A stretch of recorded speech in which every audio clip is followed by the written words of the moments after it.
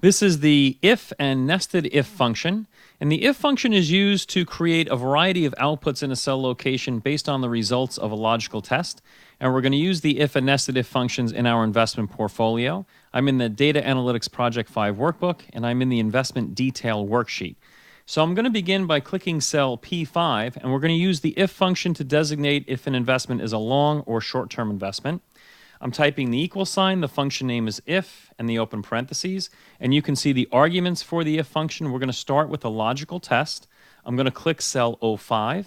I'm going to type the greater than symbol, the equal sign, and then the number 12. So this would be if O5 is greater than or equal to 12, or if the value in O5 is greater than or equal to 12. Going to type the comma, that brings me to the value if true argument. I'm going to type in open quotations, then I'm going to type the word long.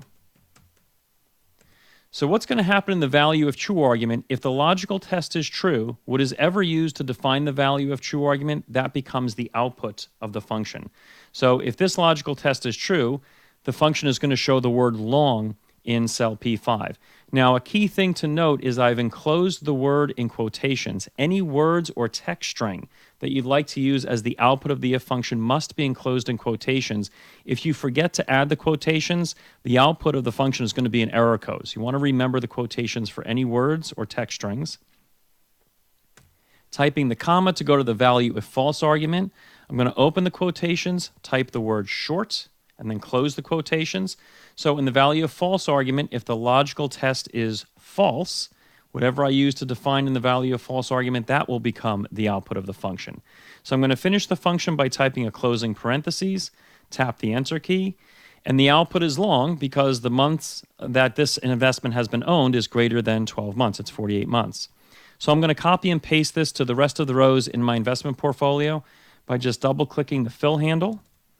And most of these are long-term investments. You have a few investments that were owned less than 12 months, and in those cases, the output of the function is the word short. And you can see that in a couple of instances. Now, when we create the if function, we can only have one logical test, but you may need to apply several logical tests to a cell location, and in that case, you're going to need to do a nested if function. So we're going to use a nested if function to evaluate the current versus target numbers. And I'm going to click on cell N5. And the current versus target is basically the difference between the current percent of portfolio and the target percent of portfolio. So I'm going to start by typing an equal sign, the function name if, and an open parentheses. So for the first logical test, I'm going to click on cell M5, and I'm going to type the greater than symbol, and I'm going to type the number 1 and the percent symbol. Since the values in the current versus target column are in percentages, I need to make sure that I'm evaluating a percentage in my logical test. The other way I could have done this was type 0.01. If you forget the percent symbol, Excel is going to think you're evaluating if this is 100% in cell M5, which is not what we want. We want to see if the value in cell M5 is 1%. So once I define the first logical test, I'm going to type a comma. That brings me to the value of true. I'm going to type an open quotation and the word rebalance, and then a close quotation. So I'm going to tag exceptions in my investment portfolio for investments that I want to look at, because in this case, anything that's greater than 1% in my current versus target I want to look at. I'm going to type a comma and go to the value of false argument. And now I'm going to start a new if function. So I'm typing the word if and an open parentheses. Now I can add a second logical test. So I'm going to evaluate if M5, so I'm clicking on M5, is less than negative 1%. So I'm typing the less than symbol, the minus sign, the number 1, and then the percent sign. Typing a comma, opening the quotations, and typing the word rebalance. And then closing the quotations.